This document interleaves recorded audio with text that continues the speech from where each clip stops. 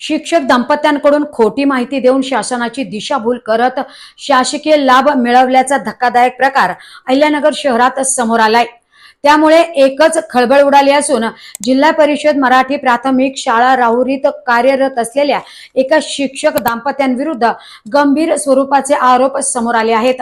संबंधित प्रकरणात अधिकृत चौकशीनंतर सन 2016 ते 2020 या कालावधीतील उत्पन्न प्रमाणपत्रे रद्द करण्यात आल्याची माहिती देखील सूत्रांकडून उपलब्ध झाली आहे।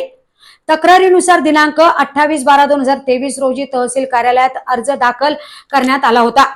त्यानुसार उपलब्ध नोंदीप्रमाणे जिल्हा परिषद सेवेत कार्यरत अकबर हुसेन शेख आणि त्यांची पत्नी शाकिरा अकबर शेख यांची उत्पन्न प्रमाणपत्र दिनांक 6/2/2026 रोजी रद्द करण्यात आली।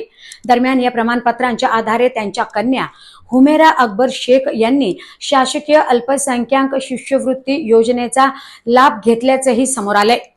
त्यामुळे शासनाच्या निधीच्या वापराबाबत प्रश्न निर्माण झालाय। तर Maharashtra state electricity distribution company limited Ahilyanagar विभागाच्या अधिकृत अहवालात संबंधित व्यक्तीचा वीज चोरीतील सहभाग नमूद असल्याचे देखील सांगितलं जात आहे। असं असतानाही त्यावर कारवाई करण्याऐवजी संबंधितांकडून सादर केलेल्या स्वघोषणा पत्रावर अवलंबून निर्णय घेतल्याचा आरोप करण्यात आलाय। त्यामुळे प्रशासकीय प्रक्रियेच्या वैधतेवर प्रश्नचिन्ह निर्माण झाला असून याशिवाय घर भाडे भत्ता संदर्भातही विविध अधिकृत नोंदणीमध्ये निवासस्थानाबाबत तफावत असल्याचे नमूद करण्यात आलं आहे। HRA हा भत्ता प्रत्यक्ष निवासस्थानाच्या आधारे मंजूर केला जात असल्याने चुकीच्या माहितीच्या आधारे लाभ घेतल्यास शासनाच्या आर्थिक हितास बाधा पोहोचू शकते। तसंच निवड श्रेणी कालबद्ध पदोन्नती आणि वेतनवाढ यासारखे लाभ सेवा नोंदीच्या सत्यतेवर आधारित असल्याने मूलभूत माहिती चुकीची असल्याचं निष्पन्न झाल्यास अशा लाभांचे पुनरावलोकन करणे आवश्यक ठरते। दरम्यान या प्रकरणाचा अंतिम निर्णय होईपर्यंत अशा लाभांना स्थगिती देण्याची मागणीही करण्यात आली आहे।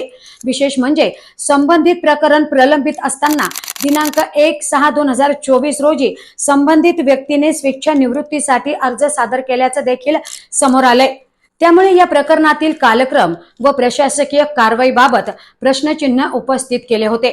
तर 100 रुपयांच्या स्टॅम्प पेपरवर नोटरीकृत प्रतिज्ञापत्राद्वारे सादर केलेल्या माहितीची सत्यता मान्य करण्यात आलेली असतानाही प्रमाणपत्र रद्द करण्यात आल्याने सदर प्रकरणाची गंभीरता अधिक अधोरेखित होते।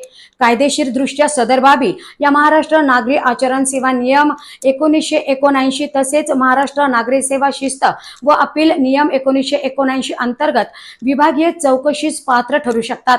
तर महाराष्ट्र नागरी सेवा पेन्शन नियम 1982 अंतर्गतही संबंधित तरतुदी लागू होऊ शकतात। दरम्यान विद्यार्थ्यांना प्रामाणिकपणा व नैतिक मूल्यांचे धडे देणाऱ्या शिक्षकांसंदर्भातच अशा प्रकारचे आरोप समोर येणे हे समाजासाठी धोकादायक आणि चिंताजनक बाब असून सदर प्रकरणात संबंधित प्राधिकरणाने सखोल निपक्ष आणि पुराव्यावर आधारित चौकशी करून वस्तुस्थिती जनतेसमोर आणावी असं तक्रार अर्जात म्हटलं आहे। तसेच आवश्यक ती प्रशासकीय व कायदेशीर कारवाई करण्यात यावी अशी मागणी जिल्हा परिषद CEO यांच्याकडे अब्दुल्लाह जाहिद खान यांनी निवेदनाद्वारे केली आहे। दरम्यान खोटी माहिती देऊन सरकारी लाभ घेतल्याचा कारनामा चव्हाट्यावर आणत शिक्षक दाम्पत्यावर गंभीर आरोप करत सरकारी योजनांचा गैरवापर अब्दुल्लाह जाहिद खान यांनी उघड केलाय।